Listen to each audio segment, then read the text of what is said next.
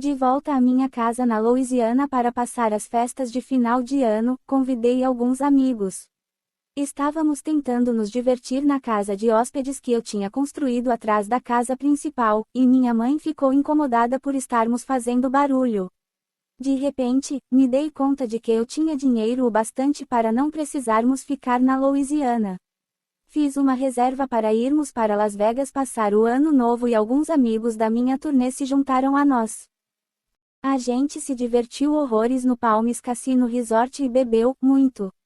Admito que agimos de forma fenomenalmente estúpida. Também digo que foi uma das vezes em que quase me senti sobrecarregada por ter tanta liberdade na cidade do pecado. Eu era uma garota que havia trabalhado pra caramba e, de repente, a agenda estava vazia por alguns dias, então, álcool. Paris Hilton apareceu no cassino para ficar com a gente e tomar uns drinks. Antes que eu me desse conta, subimos nas mesas, tiramos os sapatos e saímos correndo pela balada como duas fadas idiotas. Ninguém se machucou, e eu curti demais com Paris, a gente simplesmente estava se divertindo e fazemos isso toda vez que nos encontramos. Eu não fui rude com ninguém. Foi uma diversão inocente. Muita gente provavelmente vai julgar, e agora não se pode mais fazer algo do tipo porque as pessoas pegam o celular e filmam você. Mas, naquela época, naquele momento em Vegas, nós agimos como bobas. Com a imprensa de olho em absolutamente tudo que eu fazia, eu não estava interessada em causar problemas, era sobre me sentir livre e aproveitar tudo o que eu havia conquistado com trabalho árduo. Como todo jovem nos seus 20 e poucos anos costuma fazer depois de uns drinks, eu acabei na cama com um amigo das antigas, um amigo de infância que eu conhecia desde que me entendo por gente. Na nossa terceira noite juntos, ele e eu ficamos completamente bêbados. Não me lembro daquela noite de jeito nenhum, mas, do que eu consigo recordar, ficamos no quarto do hotel, acordados até tarde assistindo filmes, O Sorriso de Mona Lisa e O Massacre da Serra Elétrica, e tivemos a brilhante ideia de ir até a Little White Chapel às 3 horas da manhã. Quando chegamos lá, outro casal estava se casando, então tivemos de esperar. Sim, ficamos esperando na fila para nos casar. As pessoas me perguntaram se eu o amava. Vou ser bem clara, ele e eu não estávamos apaixonados. Eu estava, sinceramente, muito bêbada, e é bem provável, levando em consideração as circunstâncias da minha vida naquela época, também muito entediada. No dia seguinte, minha família inteira viajou para Vegas. Eles chegaram e me encararam furiosamente. Eu olhei ao redor. O que aconteceu ontem à noite? Perguntei. Eu matei alguém, você se casou, eles responderam, como se fosse algo muito pior. Nós estávamos nos divertindo, falei. Mas minha mãe e meu pai levaram isso muito a sério. Precisamos anular esse casamento, meus pais afirmaram. Eles deram importância demais a uma brincadeira inocente. Todo mundo tinha uma perspectiva diferente da situação, mas eu não levei aquilo a sério. Achei que um casamento bobo em Vegas era algo que as pessoas faziam de brincadeira. Então minha família viajou até lá e agiu como se eu tivesse começado a Terceira Guerra Mundial. Só chorei no restante do tempo que passei em Vegas. Sou culpada, falei. Sinto muito. Eu não deveria ter me casado. Nós assinamos todos os documentos que eles nos disseram para assinar. O casamento durou 55 horas. Achei estranho eles terem se envolvido tão rapidamente e com tanta determinação, sem que eu tivesse tempo de ao menos me arrepender do que havia feito. Eu não queria começar uma família com aquele cara ou ficar com ele para sempre, não era nada disso. E, no entanto, o que aconteceu foi que meus pais me interrogaram tanto a respeito disso que uma parte de mim quase disse: "Ei, talvez eu queira mesmo me casar." Todo jovem sabe como é querer se rebelar contra sua família, especialmente quando os pais são controladores. Agora entendo que estava tendo uma reação muito humana. Eles me pressionaram de modo curioso em relação a uma coisa que eu julgava inofensiva, e, de qualquer modo, isso era problema meu. Na verdade, a minha família foi tão contra o casamento que comecei a pensar que talvez eu tivesse acidentalmente feito algo brilhante. Porque percebi, eu estar sob o controle deles e não ter uma conexão forte com outra pessoa havia se tornado uma coisa muito, muito importante para eles. O que foi que eu fiz para vocês? Pensei. Porque alguém na minha vida seria uma ameaça tão grande. Talvez valha a pena mencionar que, àquela altura, eu estava ajudando meus pais financeiramente. Todo mundo me perguntava, o que você vai fazer daqui pra frente? E era uma boa pergunta. Eu tinha a resposta. Respondi aos entrevistadores repetidas vezes que o que mais desejava era ter um tempo para mim mesma. Comecei a sonhar em encontrar um amor verdadeiro e ficar bem. Eu sentia que estava desperdiçando a minha vida. 18. Fomos para a estrada mais uma vez. Mais ônibus. Mais cabideiros repletos de figurinos. Mais longos ensaios. Mais passos e repetições. Aquela já era uma das fases mais sombrias da minha vida, e a vibe daquela turnê também era sombria, muito suor, cenografia e iluminação sombrias. A turnê também marcou uma mudança no relacionamento com meu irmão, Brian. Agora trabalhando na minha equipe, Brian era muito bem pago, assim como eu, pela Onyx Hotel Tour. Ele também fechou um grande contrato para mim com a Elizabeth Arden. Mas ainda assim foi difícil para mim não ficar um pouco ressentida enquanto eu estava fazendo uma turnê inacreditavelmente cansativa, e Brian estava em Los Angeles e em Nova York curtindo a vida. Perdi o contato com meu irmão naqueles anos. Então, de muitas maneiras, senti que havia perdido Justin e Brian ao mesmo tempo. A turnê parecia tão deprimente. Em Moline, Illinois, eu machuquei feio o joelho perto do fim do show. Já tinha sofrido uma lesão enquanto ensaiava para o clipe de Sometimes, música do meu primeiro álbum. Em Moline foi muito mais grave, eu chorei histericamente. Com essa lesão, só precisei remarcar 2 datas, mas, na minha mente, eu já tinha começado a encerrá-la. Eu estava ansiando por um pouco de leveza e alegria na minha vida. Então Kevin Federline estava me abraçando. É disso que eu me lembro bem. Nós nos conhecemos em um lugar chamado Joseph's Café, em Hollywood, aonde eu costumava ir e me sentar numa mesa nos fundos. Imediatamente, desde o momento em que o vi, houve uma conexão entre nós, algo que fez com que eu sentisse que poderia escapar de tudo que era difícil na minha vida. Naquela noite em que nos encontramos pela primeira vez, ele me abraçou, e quero dizer me agarrou, em uma piscina por horas. Era assim que ele era para mim, firme, forte, um conforto. Lembro que íamos nadar, e ele apenas me abraçava na água e não me soltava até quando eu quisesse, não importava quanto tempo levasse. Era muito mais que algo sexual. Não era sobre desejo, era intimidade. Ele me abraçava pelo tempo que eu quisesse ser abraçada. Alguém já tinha feito isso por mim antes. Se aconteceu, não conseguia me lembrar quando. E havia algo melhor que isso. Depois do que tinha passado com Jota, fazia muito tempo que não ficava com alguém de verdade. Enquanto isso, a imprensa continuava sugerindo homens famosos com quem eu deveria sair, realeza, CEOs, modelos. Como eu poderia explicar que só queria ser abraçada durante 1 hora por um homem dentro de uma piscina? Eu sinto que muitas mulheres, e isso definitivamente é verdade em relação a mim, podem ser tão fortes quanto desejarem, podem desempenhar esse papel poderoso e, no fim do dia, depois de termos feito nosso trabalho, ganhado nosso dinheiro e cuidado de todos, queremos alguém que nos abrace forte e diga que vai ficar tudo bem. Desculpe, sei que soa retrógrado, mas acho que é um impulso humano. Queremos nos sentir seguras. Queremos nos sentir seguras, vivas e sexys ao mesmo tempo. E foi isso que o Kevin fez por mim. Então eu me agarrei a ele como se não houvesse amanhã. No começo, meu relacionamento com Kevin era divertido. Kevin gostou de mim do jeito que eu era.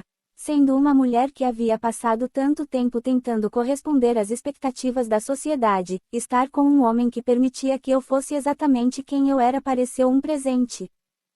Kevin tinha uma imagem de bad boy. Mesmo assim, eu não sabia, quando nos conhecemos, que ele tinha um filho nem que sua ex-namorada estava grávida de 8 meses de seu segundo filho. Eu não fazia ideia. Vivia numa bolha e não tinha muitos amigos bons e próximos em quem confiar e para os quais pudesse pedir conselhos. Eu não fazia ideia até que, depois que já fazia um tempo que estávamos juntos, alguém me disse: "Você sabe que ele acabou de ter outro filho, né?" Não acreditei nisso, mas, quando o questionei, ele me falou que era verdade. Me disse que os via uma vez por mês. "Você tem filhos?" perguntei. "Você tem filhos?" "Não um filho, você tem 2 filhos." Eu obviamente tinha sido humilhada por causa de um número. Eu não fazia ideia. Na primavera de 2004, eu precisei voltar para cumprir as datas contratuais, mesmo que não estivesse a fim de fazer isso. Achei que seria mais suportável se Kevin pudesse ir comigo, e ele concordou em ir. A gente se divertiu muito juntos naquela turnê, ele ajudou a me manter distraída do trabalho, algo que parecia tão desafiador quanto sempre tinha sido. Depois dos shows, eu não precisava voltar para o meu quarto do hotel sozinha. Quando estávamos viajando de volta para casa, estávamos conversando, e eu o pedi em casamento. Kevin disse não e depois ele me pediu em casamento. Filmamos diários da turnê juntos. O conceito original era um documentário como Na Cama com Madonna, porém acabou resultando mais em uma coleção nossa de vídeos caseiros, em especial depois que me machuquei de novo, e, mais tarde, foi lançado como um reality show chamado Britney and Kevin, Chaotic. A Onyx Hotel Tour foi simplesmente turbulenta. Para começo de conversa, era muito sexualizada. Justin havia me humilhado publicamente, então a minha réplica no palco seguiu um pouco por esse caminho também. Mas foi absolutamente horrível. Odiei isso na época. Na verdade, eu odiei toda aquela turnê estúpida, odiei tanto que rezava toda noite. Dizia: "Deus, apenas faça meu braço quebrar. Faça minha perna quebrar. Você pode fazer alguma coisa quebrar." E então, no dia 8 de junho de 2004, ainda com 2 meses de shows pela frente, eu caí outra vez no set enquanto gravava o clipe de Outra Jaws, machucando meu joelho de novo, e precisei passar por uma cirurgia. As datas restantes da turnê foram canceladas. Eu me recordo do quanto sofri fazendo fisioterapia para o meu joelho quando era adolescente. Havia sido excruciante. Eu tinha que mover as pernas para cima e para baixo, mesmo que estivesse sentindo uma dor indescritível. Então, quando os médicos ofereceram um analgésico chamado oxicodona, aceitei. Não queria sentir aquele nível de dor novamente. Apenas fui para o meu apartamento em Manhattan, deitei na minha cama de princesa e, se qualquer pessoa, amigos, família, pessoas relacionadas à música, quisesse falar comigo durante essa fase, eu dizia: "Me deixem em paz. Não, eu não quero fazer nada nem quero ver ninguém." E definitivamente não queria voltar para a turnê por um tempo se pudesse evitar. Em parte isso se devia ao fato de que eu acreditava ter conquistado o direito de tomar as minhas próprias decisões na minha vida pessoal depois de uma agenda exaustiva de trabalho. Eu sentia que havia sido manipulada para voltar imediatamente ao trabalho logo após o término com Justin, porque isso era tudo que podia fazer. A Onyx Tour foi um erro. Mas, na minha cabeça, achei que eu deveria apenas fazer o que eu tinha que fazer, trabalhar. Agora percebo que eu deveria ter parado e tirado um tempo para superar o término com Justin antes de retomar a turnê. A indústria musical é muito exigente e implacável. Com frequência, você visita uma cidade diferente todos os dias. Não há consistência. Não é possível encontrar tranquilidade quando você está na estrada. Quando fiz o especial Britney Spears, Live and More, no Havaí, em 2000, comecei a perceber que a TV é bem fácil. A TV é a parte luxuosa do negócio, sair em turnê não é. Minha irmã tinha acabado de fechar um grande contrato com a Nickelodeon. Eu estava feliz por ela. Vê-la decorando as falas e fazendo testes de figurino me fez lembrar de que eu teria amado ter um trabalho que fosse mais parecido com o aconchegante mundo da televisão infantil. Eu gostava de pensar em O Clube do Mickey e de me lembrar de como tudo parecia simples naquela época. Achei que Kevin me daria a estabilidade que eu tanto desejava, e a liberdade também. Poucas pessoas ficaram felizes por Kevin e eu. Quer eu gostasse ou não, eu era uma das maiores estrelas do mundo naquela época. Ele tinha uma vida mais privada. Eu tive que proteger nosso relacionamento de todos. Kevin e eu nos casamos naquele outono. Realizamos uma cerimônia, surpresa, em setembro, mas os advogados precisaram de mais tempo para terminar o acordo pré-nupcial, então a assinatura dos papéis só aconteceu algumas semanas depois. A revista People fez as fotos do casamento. Usei um vestido tomara que caia branco, e as damas de honra, vestidos vinho. Após a cerimônia, coloquei um moletom rosa com os dizeres Senhora Federline e todo mundo vestiu agasalhos da Jussi também, porque depois fomos a uma casa noturna dançar a noite toda. Agora que eu tinha me casado e pensava em começar uma família, decidi começar a dizer não a coisas que não pareciam certas, como a Onyx Tour. Rompi com meus empresários. Postei uma carta para os meus fãs no meu site, na qual disse a eles que daria um tempo para curtir minha vida. Na verdade, eu aprendi a dizer não, escrevi, e estava falando sério. Com esta liberdade recém-descoberta, parece que as pessoas não sabem mais como agir perto de mim. Eu sinto muito se a minha vida pareceu bagunçada nos últimos 2 anos. Provavelmente foi porque estava. Eu entendo agora o que eles querem dizer quando falam sobre estrelas mirins. Ir é tudo o que eu conheço desde que tinha 15 anos de idade. Por favor, lembrem-se de que os tempos mudam e eu também. Senti tanta paz depois de ter anunciado minha intenção de, finalmente, controlar a minha vida. As coisas vão mudar por aqui, pensei, animada. E então realmente mudaram. 19. 2 coisas sobre estar grávida: eu adorava fazer sexo e adorava comer. Essas 2 coisas eram simplesmente maravilhosas durante as minhas 2 gravidezes. Fora isso, não posso dizer que havia muita coisa que me desse prazer. Fui tão malvada. Você não ia querer saber de mim naqueles 2 anos. Eu não queria ficar perto de praticamente ninguém. Estava com raiva. Não queria que ninguém, nem mesmo a minha mãe, ficasse perto de mim. Eu era uma verdadeira leoa. A queridinha da América e a mulher mais cruel do mundo. Eu também protegia Jamie Lynn. Depois de ela ter reclamado comigo sobre uma colega de elenco em seu programa de TV, apareci no set para dar uma palavrinha com a tal atriz. Imagino como devo ter parecido com a enorme barriga de grávida, gritando com uma adolescente, que, mais tarde eu descobriria, era inocente. Você está espalhando boatos sobre a minha irmã. Para aquela jovem atriz, me desculpe. Quando eu estava grávida, quis que todos se afastassem, para trás. Tem um bebê aqui. É verdade o que dizem, quando você tem um filho, ninguém pode te preparar para isso. É um milagre. Você está gerando outro corpo. Você cresceu dizendo, aquela pessoa está grávida. Aquela pessoa tem um bebê.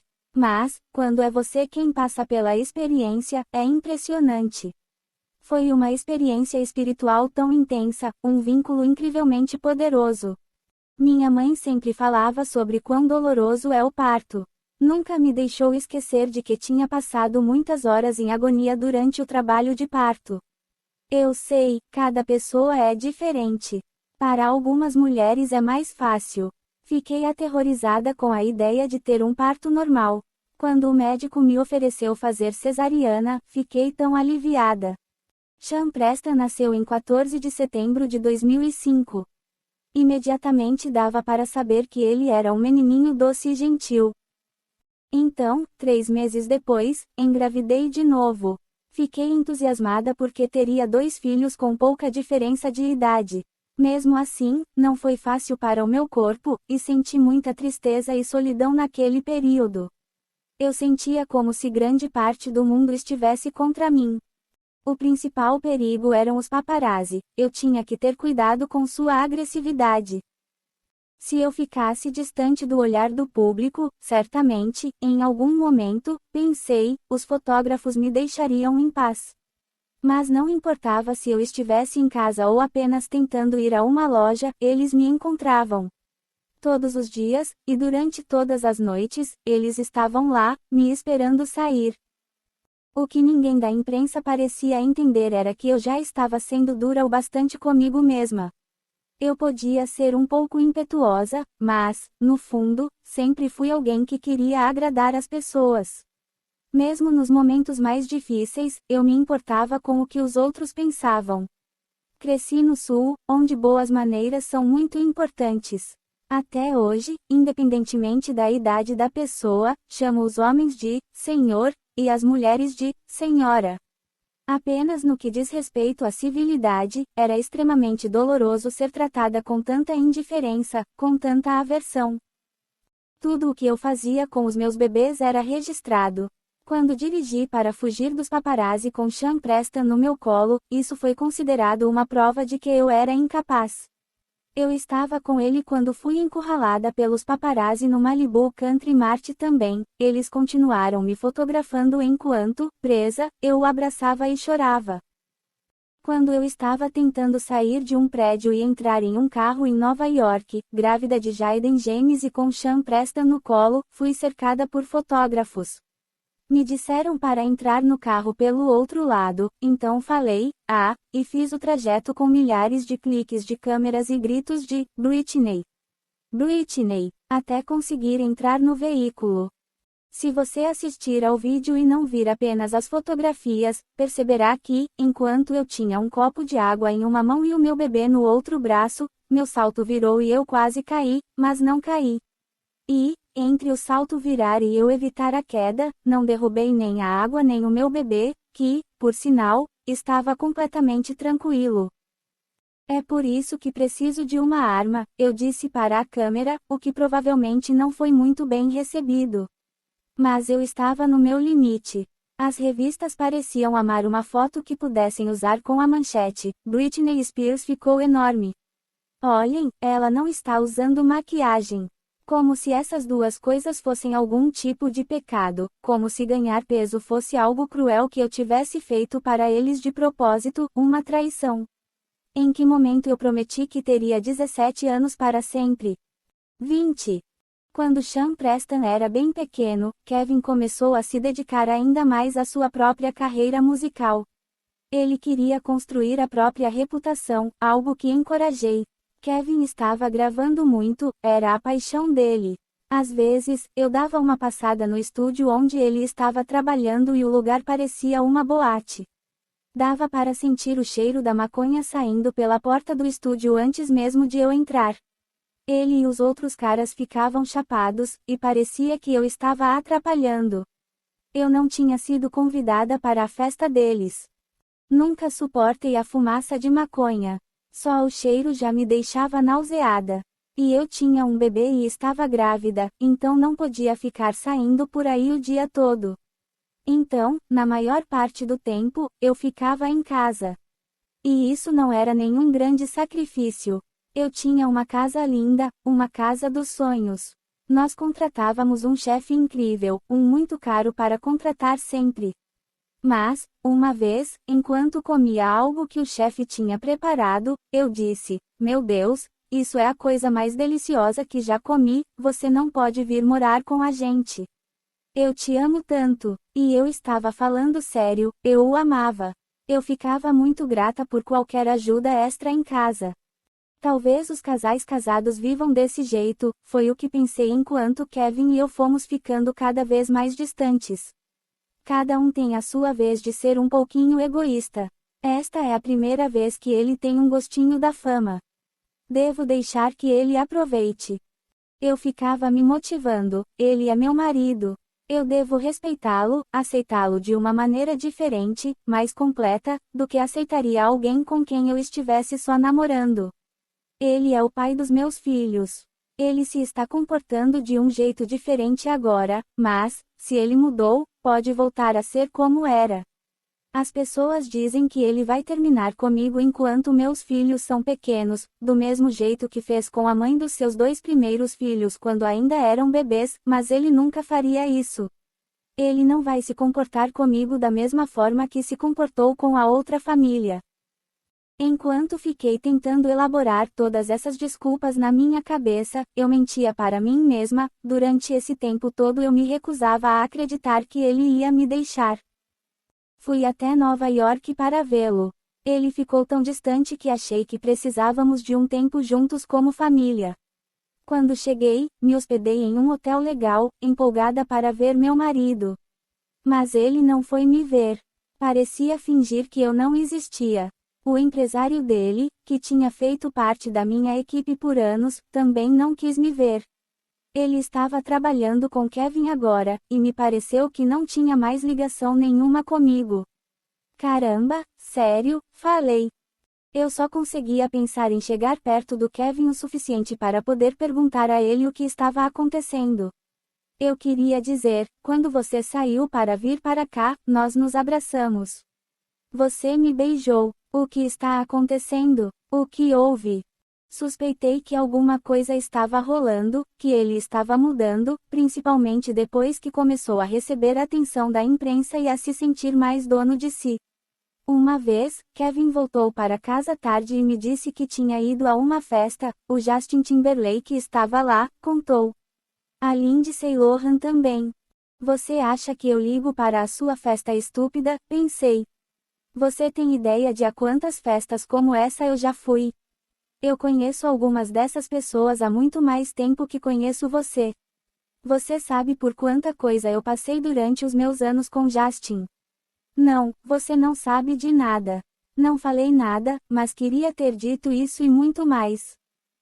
Kevin estava tão enfeitiçado pela fama e pelo poder. Repetidas vezes na minha vida eu vi a fama e o dinheiro arruinarem as pessoas, e eu vi isso acontecer com Kevin em câmera lenta. Pela minha experiência, quando a maioria das pessoas, principalmente homens, recebem esse tipo de atenção, já era. Elas amam demais isso, e não é bom para elas. Algumas celebridades lidam bem com a fama. Elas têm perspectiva, elas se divertem sendo admiradas, mas não se divertem demais. Sabem de quem ouvir opiniões e de quem devem ignorar. Receber prêmios e troféus é legal, e, no começo, aqueles 2 primeiros anos quando você se torna uma celebridade, bem, é uma sensação que não dá para explicar. Acho que algumas pessoas são ótimas sendo famosas. Eu não sou. Nos meus primeiros 2 ou 3 anos eu era boa nisso, e estava tudo bem, mas o meu verdadeiro eu. Na escola, eu era jogadora de basquete. Não fui líder de torcida, não queria chamar muita atenção. Eu jogava bola, era isso que eu adorava fazer. Mas a fama, esse mundo não é real, meus amigos. Não, é real. Você continua nele porque, claro, ele vai pagar as contas da família e tudo mais. Só que, para mim, faltava uma essência de vida real. Acho que foi por isso que tive os meus filhos. Então ganhar prêmios e todas essas coisas de fama. Eu gostava demais. Mas, para mim, não há nada duradouro nisso. O que eu amo é ver o suor no chão durante os ensaios, ou apenas jogar bola e fazer uma cesta. Eu gosto do trabalho, gosto de praticar. Isso tem mais autenticidade e valor que qualquer outra coisa. Eu na verdade invejo as pessoas que sabem usar a fama a seu favor, porque eu me escondo dela. Fico muito tímida. Por exemplo, a Jennifer Lopez, desde o começo, me pareceu alguém que sabe se sair bem sendo famosa, satisfazendo o interesse que as pessoas tinham nela, porém colocando limites nisso. Ela sempre se comportou bem. Sempre se portou com dignidade. Kevin não sabia como fazer nada disso. Eu confesso, também não sou boa nisso. Sou uma pessoa nervosa. À medida que envelheço, tenho fugido da maior parte dos holofotes, talvez porque eu tenha me machucado muito. Naquela difícil viagem para Nova York, eu deveria ter percebido que o meu casamento havia acabado, no entanto, eu ainda pensava que poderia ser salvo. Mais tarde, Kevin foi para outro estúdio, em Las Vegas. E lá fui eu atrás dele, esperando poder falar com ele. Quando o encontrei, Kevin havia raspado a cabeça. Estava se preparando para fazer a foto da capa do álbum. Ficou o tempo todo no estúdio. Realmente achava que era um rapper agora. Abençoado seja, porque ele levou tudo muito a sério.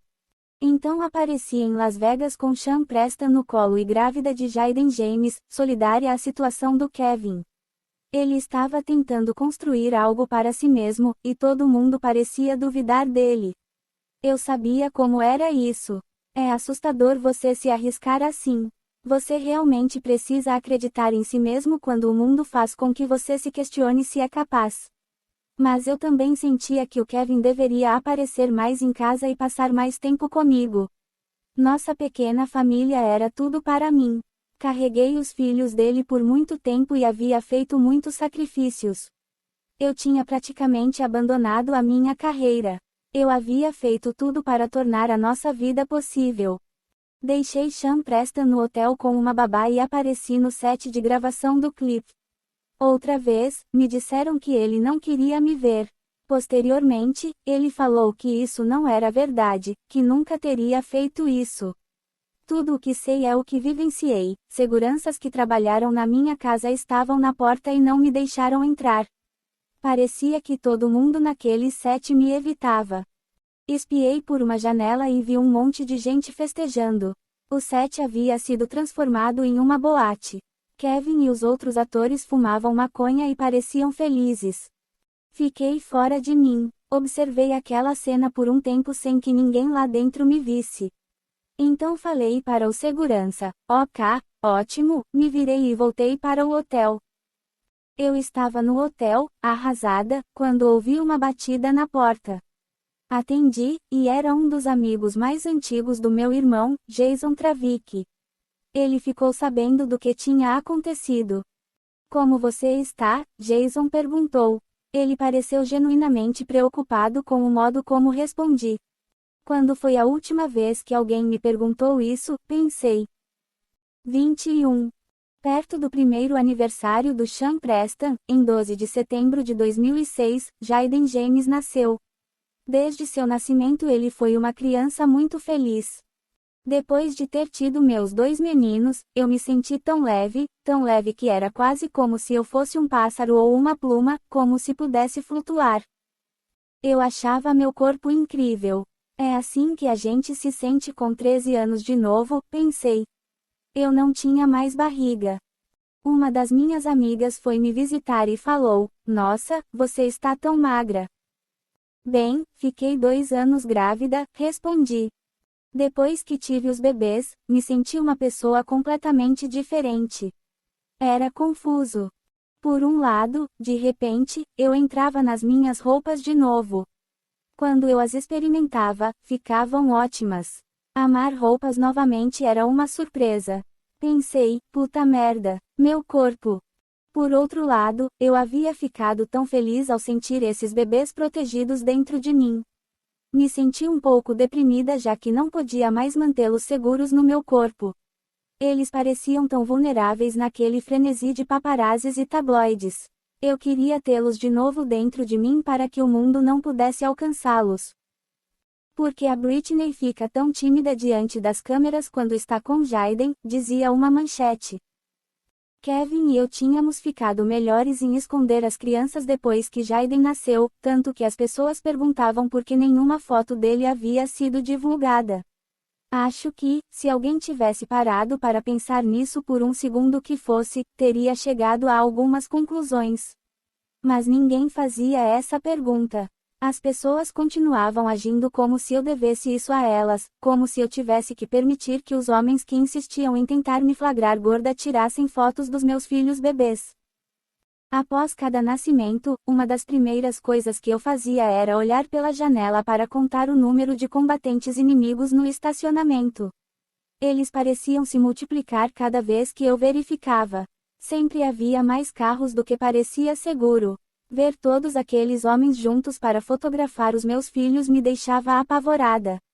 Com os royalties das fotos valendo uma boa grana, a missão deles era conseguir imagens dos meus filhos a qualquer custo.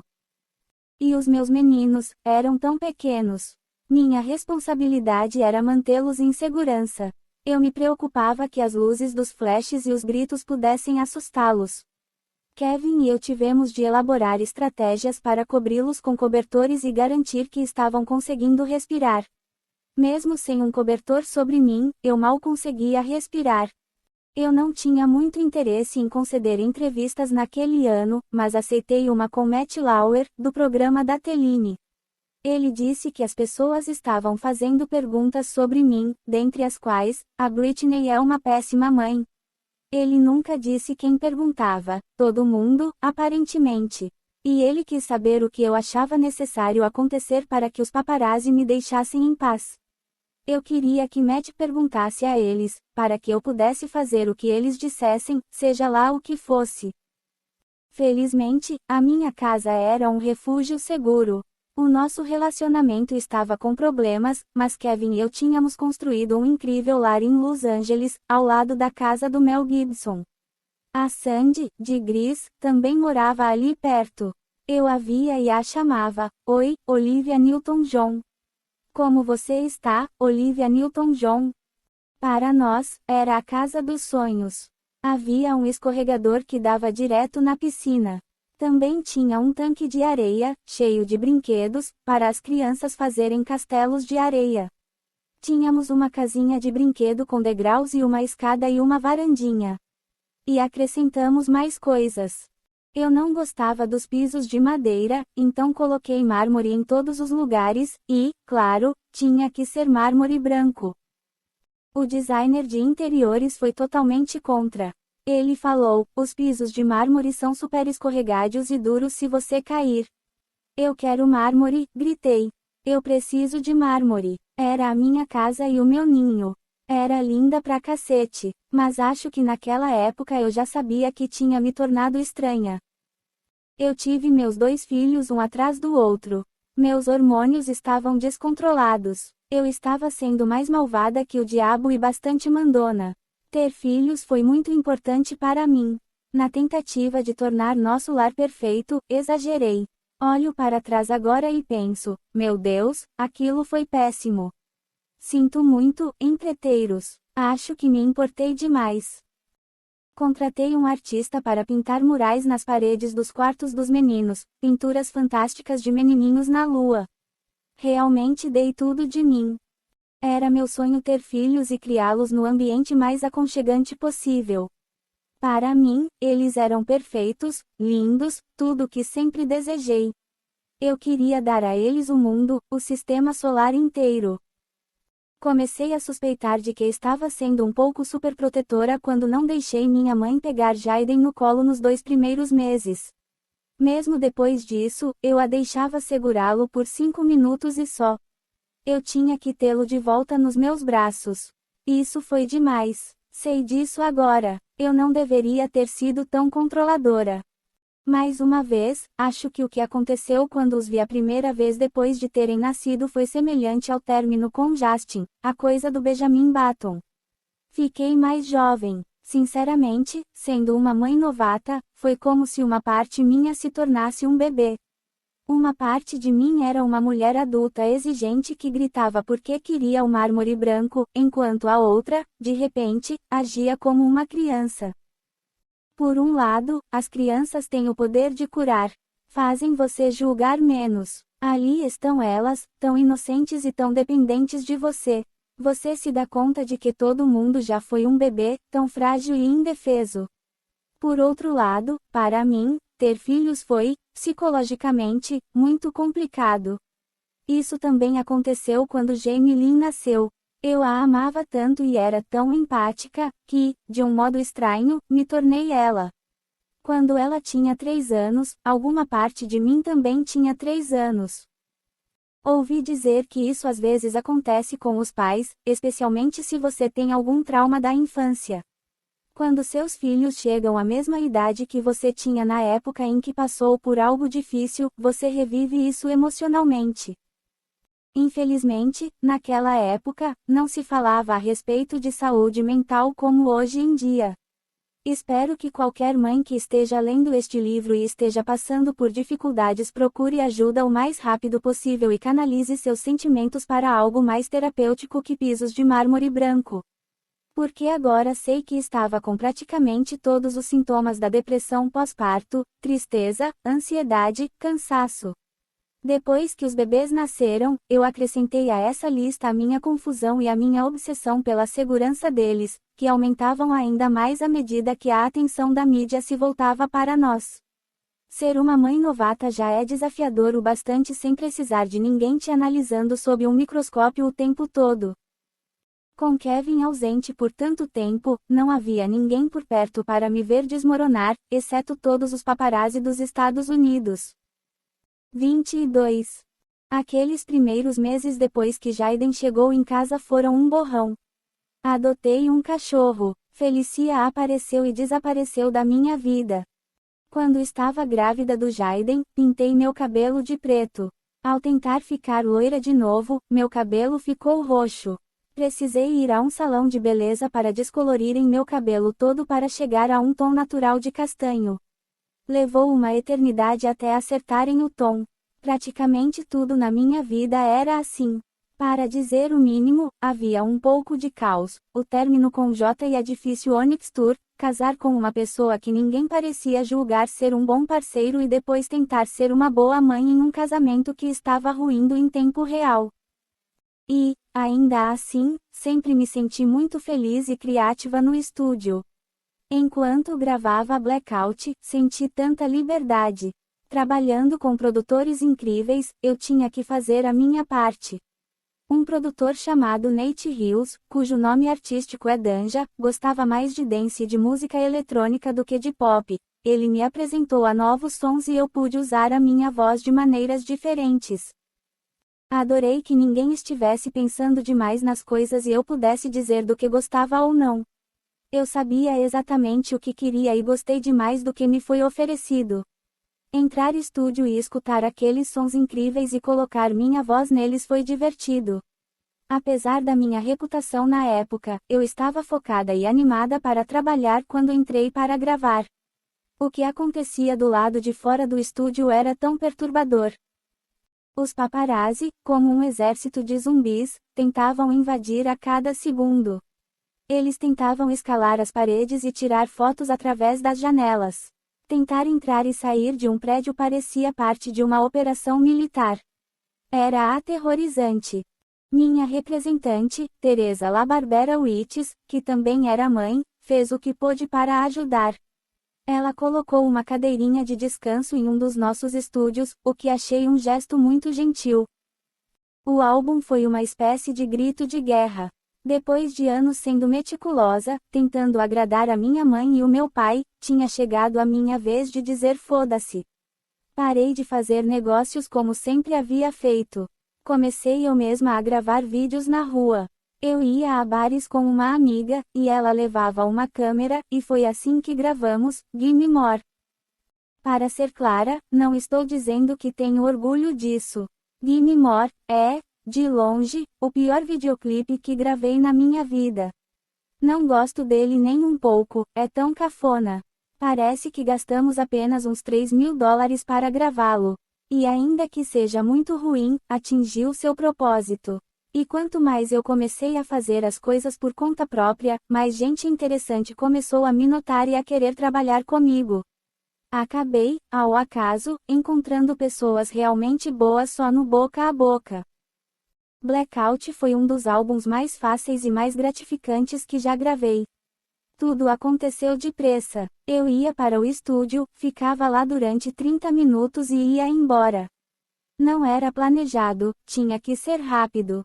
Se eu ficasse muito tempo em um lugar, os paparazzi se multiplicavam do lado de fora como se eu fosse um Pac-Man encurralado sendo perseguido por fantasmas. O meu mecanismo de sobrevivência era entrar e sair dos estúdios o mais rápido possível. Quando gravei Hot as Eyes, entrei no estúdio e havia 6 caras gigantes na sala comigo, sentados. Esse foi provavelmente um dos momentos de gravação mais espirituais da minha vida, estar com todos aqueles caras em silêncio me ouvindo cantar. Minha voz alcançou notas que eu nunca tinha conseguido. Cantei 2 vezes e fui embora. Nem precisei me esforçar. Se gravar Blackout tinha sido bom, a vida ainda estava sendo dura comigo de todas as maneiras. De um minuto para o outro, tudo ficou tão extremo. Eu deveria ter me valorizado e me amado mais do que fui capaz de conjurar na época. E, ainda assim, embora tenha sido uma fase muito difícil em quase todas as áreas da minha vida, artisticamente foi ótima. Algo a respeito do meu estado de espírito me fez evoluir como artista. Gravar o álbum Blackout me fez sentir uma adrenalina empolgante. Pude trabalhar nos melhores estúdios. Foi uma época louca. Infelizmente, quando a vida familiar vai mal, isso parece influenciar todo o restante e fazer com que qualquer coisa boa não pareça tão boa assim. Lamento o quanto as coisas ficaram desagradáveis para mim com a minha família, mas ainda me orgulho bastante daquele álbum. Muitos artistas afirmaram que Blackout os influenciou, e com frequência ouço fãs dizerem que é o álbum favorito deles. Enquanto isso, Kevin dava muitas entrevistas, e você poderia pensar que ele tinha acabado de fazer um Grand Slam na World Series, o campeonato anual da Major League Baseball. Eu já não sabia mais quem ele era.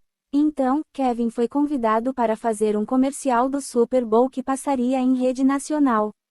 Não importava que o comercial era ele tirando sarro de si mesmo, Kevin interpretava um cara que trabalhava em um fast food e sonhava em ser uma estrela. Depois que recebeu aquela proposta, basicamente nunca mais vi Kevin. Era como se ele fosse bom demais para sequer falar comigo. Ele dizia a todos que ser pai era tudo para ele, a melhor coisa em sua vida. Não tem como saber disso. Porque a triste verdade era que ele mal estava presente. 23. Quando me casei com Kevin, foi por amor. Se você notar meus olhos nas fotos do meu casamento, poderá ver, eu estava muito apaixonada e pronta para começar uma nova fase da minha vida. Eu queria ter filhos com aquele homem. Queria um lar aconchegante. Queria envelhecer ao lado dele. Meu advogado me disse que se eu não desse entrada no divórcio, Kevin daria. Isso me fez deduzir que Kevin queria pedir o divórcio, mas se sentia culpado em fazê-lo. Ele sabia que seria melhor aos olhos do público se fosse eu quem pedisse.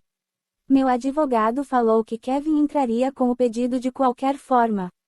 Fui levada a acreditar que seria melhor se agisse primeiro para não ser humilhada. Eu não queria passar por constrangimento, então, no início de novembro de 2006, quando Jaden tinha quase 2 meses de idade, dei entrada no processo. Tanto Kevin quanto eu pedimos a custódia integral dos meninos. O que não entendi foi ele depois insistir para que eu pagasse suas despesas legais. E como legalmente eu havia dado início ao processo de divórcio, eu seria responsabilizada pela imprensa por ter desfeito minha jovem família. A mídia enlouqueceu. Isso provavelmente foi bom para o álbum do Kevin, que tinha sido lançado uma semana antes de anunciarmos o divórcio, mas fui difamada. Algumas pessoas tentaram ser solidárias, mas, na imprensa, muitas vezes elas faziam isso sendo cruéis com Kevin, o que na verdade não ajudou muito. No fim daquele mês, participei do American Music Awards. Enquanto esperava a minha vez subir ao palco, Jimmy Kimmel fez um monólogo e um esquete humorístico sobre Kevin, a quem chamou de o primeiro fenômeno do mundo que nunca fez sucesso. Colocaram um sósia dele dentro de uma caixa de madeira, lacraram, puseram em um caminhão e a jogaram no mar. Mas ele ainda era o pai dos meus 2 filhos pequenos. Achei a violência contra ele perturbadora. Todos na plateia estavam rindo. Eu não sabia que isso iria acontecer e fui pega desprevenida. Subi ao palco e entreguei o prêmio a Mary J. Blige, mas, depois, fui aos bastidores e tentei deixar claro que fui pega de surpresa e que não havia gostado daquilo. Também não pensei que, no meio da batalha pela custódia dos meninos, o meu ex-marido ter sido tratado daquela forma traria algum benefício para mim. Todos pareciam entusiasmados com a notícia do nosso divórcio, exceto eu. Eu não tinha o que comemorar. Asterisco, asterisco, asterisco. Agora, quando olho para trás, acho que tanto Justin quanto Kevin foram muito espertos. Eles sabiam o que estavam fazendo, e eu caí direitinho. Isso é o que acontece nessa indústria. Nunca soube como jogar, não sabia como me apresentar em nenhum nível. Eu me vestia mal, muito mal, que inferno, eu ainda me visto mal, e admito isso. Procuro melhorar, eu tento, só que por mais que admita as minhas falhas, no fim das contas, sei que sou uma boa pessoa. Agora consigo ver que você precisa ser esperta o bastante, maliciosa o bastante, calculista o bastante para jogar o jogo, e eu não o conhecia. Eu era inocente de verdade, apenas ingênua. Era uma mãe de 2 meninos pequenos recém-solteira, não tinha tempo de arrumar o meu cabelo antes de sair e encarar um mar de fotógrafos. Então eu era jovem e cometi muitos erros. Mas digo isto, não fui manipuladora. Fui simplesmente idiota. E isto é algo que Justin e Kevin destruíram em mim. Eu costumava confiar nas pessoas. Mas após o término com Justin e depois do meu divórcio, nunca mais confiei em ninguém. 24. Uma das pessoas que mais foram gentis comigo quando realmente precisei foi Paris Hilton. Boa parte dos Estados Unidos a reduziu a uma garota festeira, mas eu a achei elegante, com sua postura no tapete vermelho e como sempre arqueava uma sobrancelha quando alguém era maldoso com ela. Paris viu que eu tinha meus filhos e que estava sofrendo por causa do término, e acho que ficou com pena de mim. Paris foi até a minha casa e me ajudou muito. Ela era tão meiga comigo. Tirando aquela noite em Vegas com Jason Travick, parecia que ninguém era gentil assim comigo há séculos. Começamos a sair juntas. Ela me encorajou a tentar me divertir pela primeira vez em muito tempo. Com a Paris, vivi a minha fase festeira. Mas preciso esclarecer, nunca foi tão louco como a imprensa fez parecer ser. Houve uma época em que eu não saía de jeito nenhum. Finalmente, quando saí de casa por algumas horas, com as crianças sendo supervisionadas por cuidadores responsáveis, fiquei fora até tarde e bebi como qualquer outra pessoa de 20 e poucos anos, ouvi que era a pior mãe que já existiu e também uma pessoa terrível. Os tabloides eram só acusações, ela é uma vagabunda. Ela está usando drogas. Nunca tive problemas com bebida. Eu gostava de beber, mas nunca perdia o controle. Você quer saber que droga eu escolheria? A única que eu tomei além de bebida. Adderall, a anfetamina que crianças com TDAH tomam. O Adderall me deixava alta, sim, mas o que me interessava era poder passar algumas horas me sentindo menos depressiva. Foi a única coisa que funcionou para mim como antidepressivo, e eu realmente achei que precisava de algo assim. Nunca tive interesse em drogas pesadas. Vi muitas pessoas no mundo da música usando de tudo, mas não era para mim. No lugar onde cresci, o que mais bebíamos era cerveja. Até hoje não gosto de beber vinho caro porque queima a minha garganta. E eu nunca gostei de maconha, exceto naquela vez em Nova York, quando meu salto quebrou. Só de ficar perto de alguém fumando, já fico meio alterada, me sinto lerda e idiota. Odeio isso. Você sabe o que Paris e eu supostamente fizemos naquela noite maluca sobre a qual todo mundo fez o maior alvoroço, naquela noite em que saímos com Lindsay Lohan? Ficamos bêbadas. Foi isso.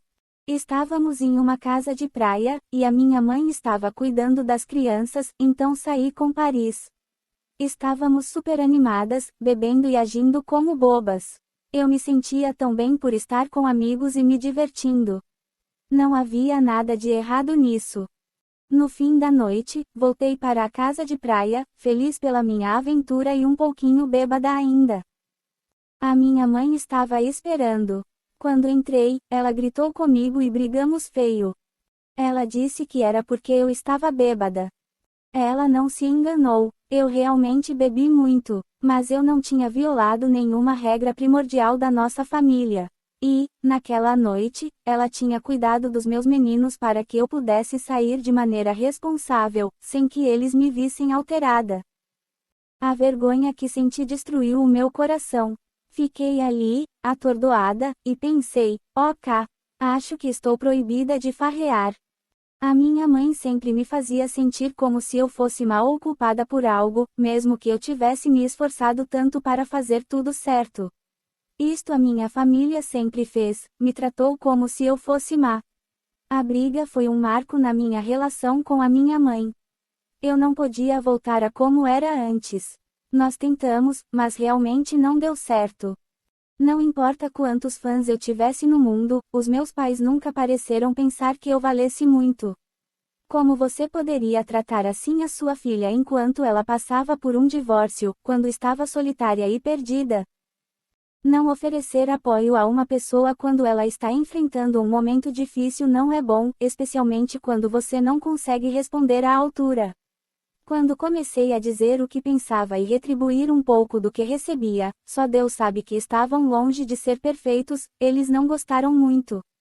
Mas ainda assim tinham um grande poder emocional sobre mim. 25.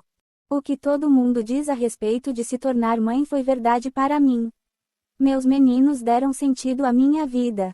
Eu não conseguia acreditar na intensidade do amor puro e instantâneo que senti por aqueles dois seres pequenininhos.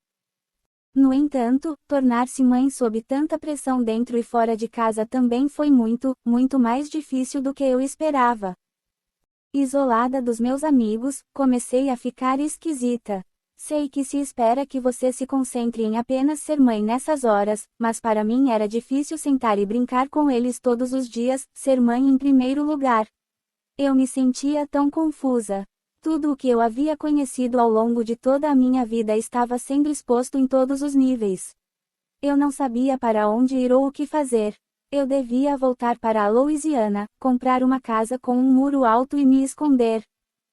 O que consigo perceber agora, mas não pude naquela época, é que cada uma das partes que compõem uma vida normal foram arrancadas de mim. Sair na rua sem que isso se tornasse manchete, cometer erros normais que uma mãe novata de 2 crianças comete, sentir que eu podia confiar nas pessoas ao meu redor. Eu não tinha liberdade e também não me sentia segura. Ao mesmo tempo, eu estava sofrendo, agora sei disso, de uma severa depressão pós-parto. Admito, senti que não poderia mais viver se as coisas não melhorassem. Todas as outras pessoas estavam cuidando da própria vida, mas eu estava sendo observada sob todos os ângulos. Justin e Kevin puderam transar muito e fumar toda a maconha que havia no mundo, e ninguém disse nada a eles. Eu voltei para casa depois de uma noite numa balada, e a minha própria mãe acabou comigo. Isso me deixou com medo de fazer qualquer coisa. A minha família fez eu me sentir paralisada. Me aproximava de qualquer pessoa que estivesse disposta a intervir e a agir como uma barreira entre mim e os meus pais, em especial por pessoas que pudessem me levar para festas e me distrair temporariamente de toda a vigilância a que eu estava submetida. Nem todas essas pessoas foram legais por muito tempo, mas, naquele momento, eu estava desesperada por qualquer um que parecesse querer me ajudar de alguma forma e que também parecesse ter a capacidade de manter meus pais longe de mim. Como parte de seus esforços para obter a guarda unilateral, Kevin tentou convencer todos de que eu estava completamente descontrolada. Começou a dizer que eu não deveria ficar mais com os meus filhos, de jeito nenhum. Quando ele falou isso, eu me lembro de ter pensado, isso com certeza é uma piada. Isso é só para os tabloides. Quando você lê sobre casais de celebridades brigando, nunca dá para saber o que é verdade. Sempre presumo que muito do que se ouve são histórias que chegam aos jornais como parte de alguma estratégia para se obter vantagem numa batalha pela guarda das crianças. Então fiquei esperando que ele trouxesse os meninos de volta para mim depois de tê-los levado. Além de não os ter trazido de volta para mim, ele também não permitiu que eu os visse por semanas a fio. Em janeiro de 2007, minha tia Sandra morreu depois de uma longa e cruel batalha contra um câncer no ovário. Ela era como uma segunda mãe para mim. No funeral, perto do túmulo da minha tia Sandra, eu chorei como nunca havia chorado na vida. Trabalhar parecia impensável para mim. Um famoso diretor me ligou durante aquele período para falar sobre um projeto no qual ele estava trabalhando. Eu tenho um papel para você.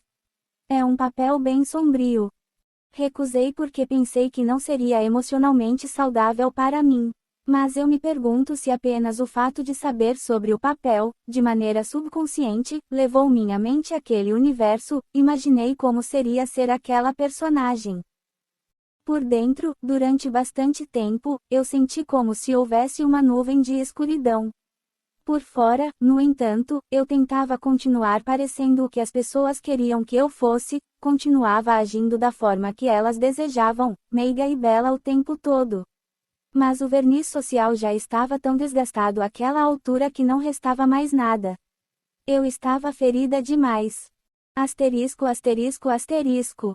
Em fevereiro, depois de ter passado semanas e semanas sem conseguir ver os meninos, eu estava completamente dominada pela tristeza e fui implorar para vê-los. Kevin não me deixou entrar. Supliquei a ele. Jaden James tinha 5 meses e Sean Preston tinha 1 ano e 5 meses. Eu imaginava que eles não soubessem onde a mãe estava e se perguntavam por que ela não queria estar com eles. Eu queria derrubar aquela porta para pegá-los. Eu não sabia o que fazer. Os paparazzi testemunharam tudo. Não consigo descrever a humilhação que senti. Eu estava encurralada. Estava na rua sendo perseguida, como sempre, por esses homens que esperavam que eu fizesse algo que pudessem fotografar. Então, naquela noite, dei algo a eles. Entrei em um salão de beleza, peguei a máquina e raspei todo o meu cabelo. Todo mundo achou hilário. Vejam como ela está louca. Até os meus pais ficaram com vergonha de mim. Mas ninguém parecia entender que eu estava sem chão por causa da tristeza que sentia. Meus filhos haviam sido tirados de mim.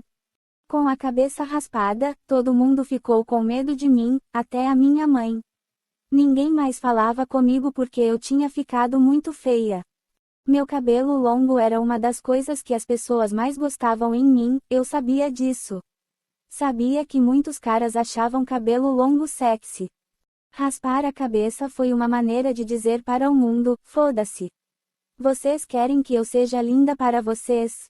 Foda-se. Vocês querem que eu seja legal com vocês? Foda-se. Vocês querem que eu seja a garota dos seus sonhos? Foda-se. Durante anos eu tinha sido uma menina boazinha. Eu sorria educadamente enquanto os apresentadores dos programas de TV olhavam maliciosamente para os meus peitos, enquanto os pais americanos diziam que eu estava arruinando os filhos deles ao vestir um cropped, enquanto os executivos davam tapinhas de modo condescendente na minha mão e questionavam as decisões que eu tomava quanto à minha carreira, embora eu já tivesse vendido milhões de discos, enquanto a minha família agia como se eu fosse do mal. E tinha me cansado disso. No fim dia, não me importei. Tudo o que eu queria era ver os meus meninos. Fiquei mal ao pensar nas horas, nos dias, nas semanas que eu tinha perdido com eles. Os momentos mais especiais da minha vida eu vivi tirando cochilos com os meus filhos. Foi quando me senti mais próxima de Deus, tirando cochilos com meus bebês preciosos, cheirando seus cabelos, segurando as mãos pequeninas. Fiquei extremamente furiosa. Acredito que muitas outras mulheres entendem isso. Uma amiga minha disse uma vez: se alguém tirasse meu bebê de mim, eu teria feito muito mais que cortar o cabelo. Eu teria reduzido a cidade a cinzas. 26. Enquanto eu sofria naquelas semanas sem meus filhos, simplesmente perdi o controle repetidas vezes. Eu não sabia nem mesmo como cuidar de mim mesma. Por causa do divórcio, tive que sair de uma casa que eu adorava e fui viver em uma casa aleatória em estilo cottage inglês em Beverly Hills.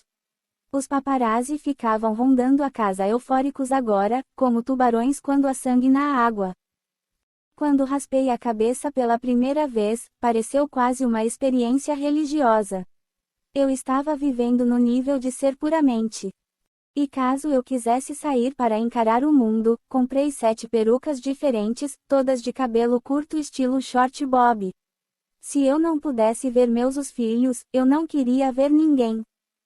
Alguns dias depois de eu ter raspado a minha cabeça, minha prima Ali me levou de carro até a casa do Kevin.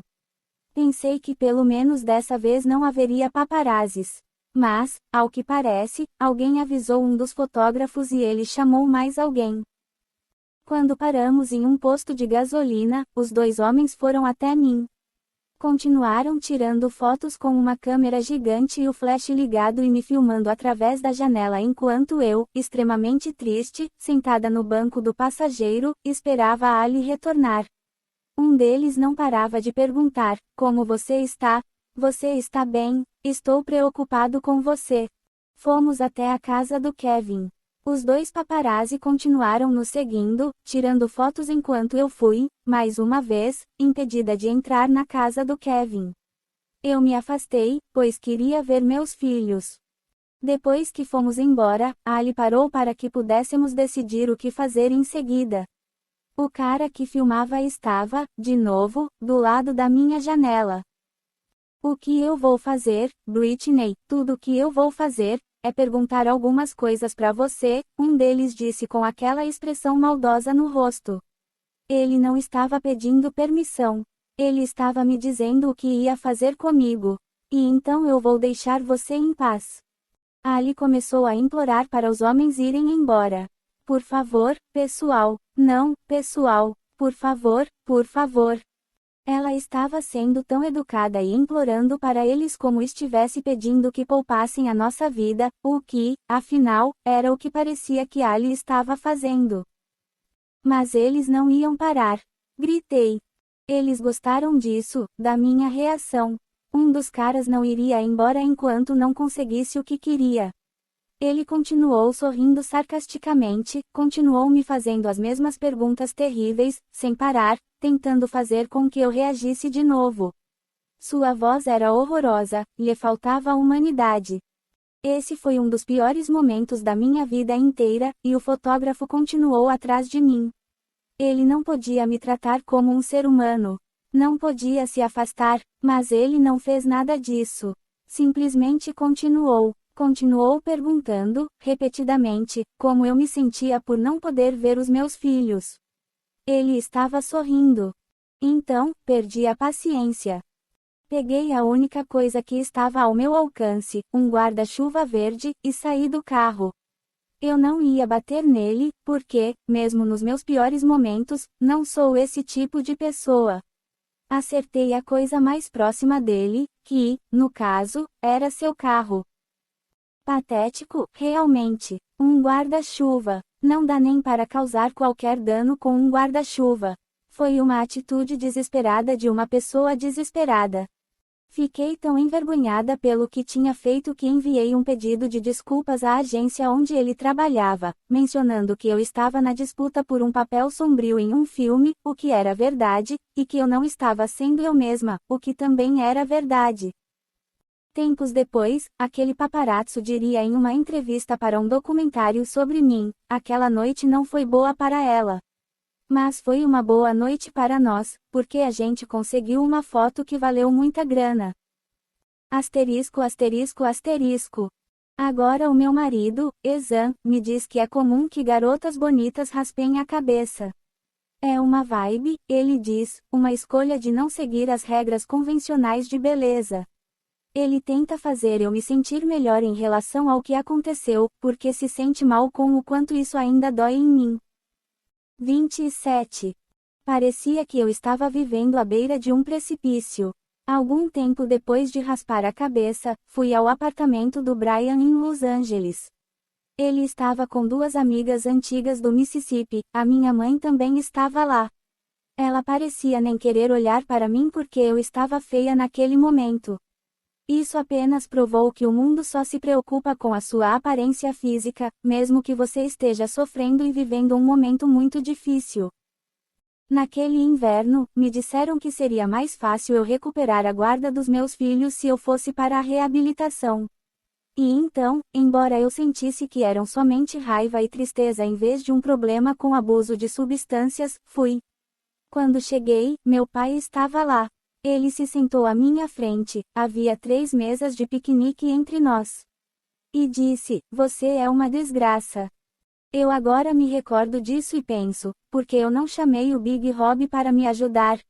Eu já estava sentindo tanta vergonha e constrangimento, mas lá estava o meu pai me dizendo que eu era uma desgraça. Era a definição de bater em cachorro morto. Ele estava me tratando como se eu fosse um cachorro, o mais feio de todos. Eu não tinha ninguém, estava muito sozinha. Acho que um ponto positivo da reabilitação foi eu ter começado o processo de cura. Eu estava determinada a tirar o melhor proveito de uma situação sombria. Quando saí, consegui a guarda compartilhada temporária dos meus filhos por meio de um ótimo advogado que me ajudou. Mas a batalha com Kevin continuava, e isso estava me consumindo. Blackout, a coisa de que eu mais me orgulho em toda a minha carreira, foi lançado bem perto do Halloween de 2007. Eu deveria cantar Gimme More no VMA para ajudar a promover o álbum. Eu não queria, porém a minha equipe ficou me pressionando para eu fazer isso e mostrar ao mundo que estava bem. O único problema com esse plano, eu não estava bem. Nos bastidores do VMA naquela noite, nada dava certo. Houve um problema com o meu figurino e com os meus apliques. Eu não havia dormido na noite anterior. Eu estava zonza. Fazia menos de um ano que eu tive o meu segundo filho em 2 anos, mas todo mundo agia como se o fato de eu não estar com o abdômen definido fosse uma ofensa. Eu não podia acreditar que teria que subir no palco me sentindo daquele jeito. Encontrei Justin nos bastidores. Já fazia um tempo que não o via. Tudo ia muito bem em seu mundo. Ele estava no auge em todos os sentidos e se achando. Eu estava tendo um ataque de pânico. Não tinha ensaiado o suficiente.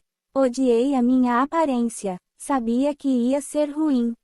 Subi no palco e fiz o melhor que pude naquele momento, e que, sim, reconheço, estava longe do meu melhor em outras ocasiões. Eu podia me ver no monitor ao longo do palco enquanto me apresentava, parecia que eu estava me vendo em um espelho distorcido.